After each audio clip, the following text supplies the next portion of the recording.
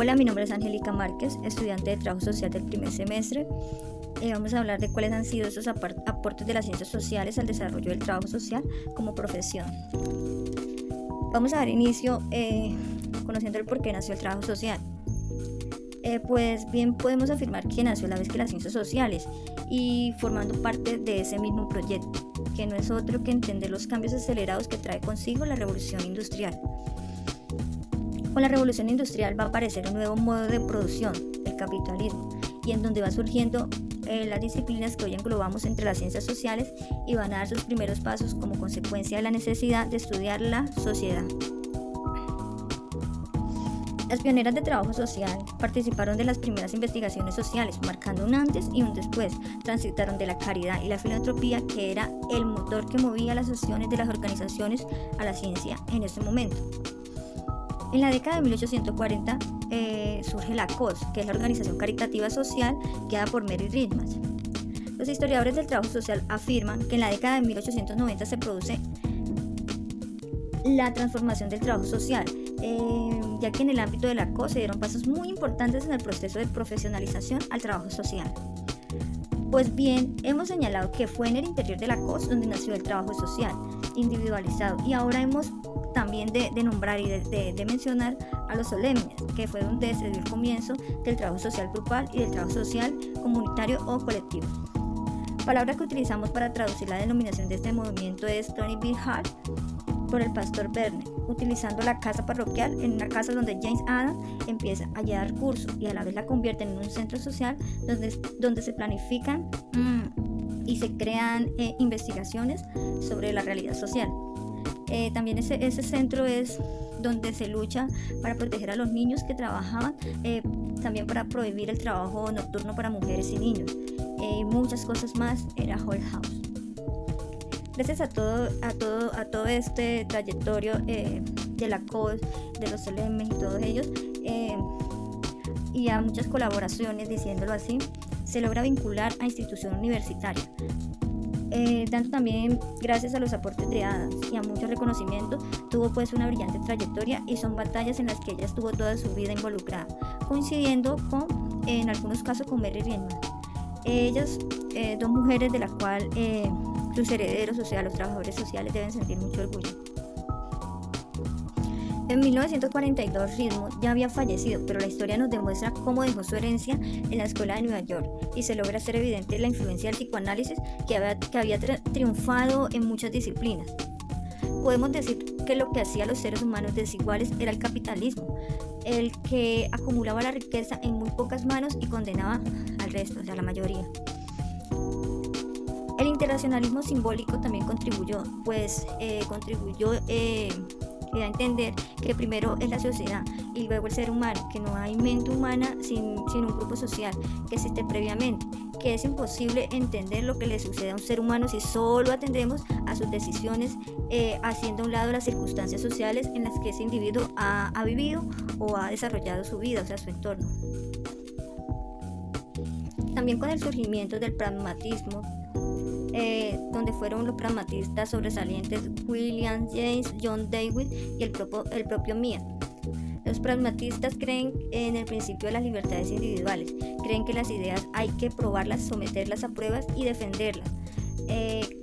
También defienden la democracia como régimen más favorable a las libertades, y también dan una importancia muy significativa a las ciencias. Los pragmatistas eran contrarios al evolucionismo social de Spencer, uno de los padres de la sociología, ya que él veía a la sociedad como un organismo vivo que crece y se desarrolla y con el tiempo se especializa. Pues bien, podemos decir que aquellas aportaciones frutos de nuestras pioneras con aquellos otros pioneros del pensamiento sociológico y antropológico del pensamiento social siguen en la actualidad. Desde nuestros inicios, hace más de 100 años, se han ido incorporando las teorías que han ido apareciendo en las ciencias sociales, como lo es la filosofía pragmatista, el internacionalismo simbólico, el psicoanálisis, el marxismo, la teoría de los sistemas, la teoría de la comunicación. Con todas ellas se han ido construyendo lo que se llama modelos de intervención, dando así el nacimiento del modelo psicosocial influenciado por el psicoanálisis más ortodoxo. Ya nos hemos referido a que el cambio desde el siglo XIX al siglo XX se pusieron en marcha procesos de diferenciación en el cambio de las ciencias sociales. Se fueron perfilando las diferencias entre psicología y la sociología y de esta con la antropología, en un proceso de creación de que cada una de las entidades marcando distintas diferencias con las demás, tratando de concretar en función de la definición de nuestro objetivo como trabajadores sociales. Y así nosotros conocer en base a todo eso cuáles son nuestros terrenos específicos, y de esa definición se deducirán las funciones que hacemos. Dando conclusión a eso, el trabajo social ha sido significativamente enriquecido por diversas disciplinas de las ciencias sociales, dando gran aporte a metodologías y conocimientos esenciales para abordar problemas sociales. Cuando hablamos de los endogenistas, hablamos de que ellos se centran en los factores internos y contextuales propios de una sociedad o comunidad, con el gran objetivo de desarrollar soluciones y estrategias. Y se basa en la idea de que el desarrollo se debe partir de las propias capacidades y recursos sociales. Dentro de esta perspectiva aparecen autores que dicen que más allá de provenir de corrientes político-ideológicas y teórico-metodológicas, comparten una visión sobre la naturaleza y funcionalidad del servicio social. Ellos se unen en una misma visión, que es la visión endogenista. Yamamoto dice que los autores de esta corriente ven el trabajo como una rama específica del saber, con potencial científico autónomo, apto para construir teorías en tanto disciplinas específicas de las ciencias sociales.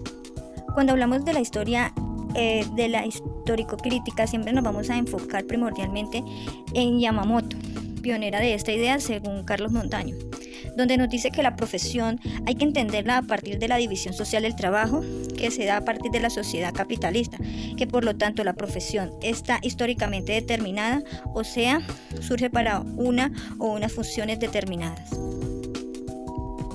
Y para finalizar, digo que el trabajo social ha ido evolucionando desde los protoformas, donde fuimos pasando por una serie de etapas hasta llegar lo que es hoy. Muchas gracias. Esto fue todo acerca del trabajo social, el surgimiento endógeno y el análisis histórico-crítico. Muchas gracias. Las fuentes en las que me basé para el podcast fueron 4. Fue el capítulo 1 del libro Las ciencias sociales en discusión, una perspectiva filosófica. El segundo, el primer apartado del libro Aportaciones del trabajo social, escrito por Miguel Miranda. Tercero, el capítulo 6 del libro Fundamentos del trabajo social. Y cuarto, el documento titulado Una reflexión acerca de las perspectivas metodológicas del trabajo social latinoamericano. Y ahí en el documento titulado Una reflexión acerca de las perspectivas metodológicas del trabajo social, también se cita mucho acerca de Carlos Montaño. Y estas fueron las fuentes que utilicé para realizar el podcast.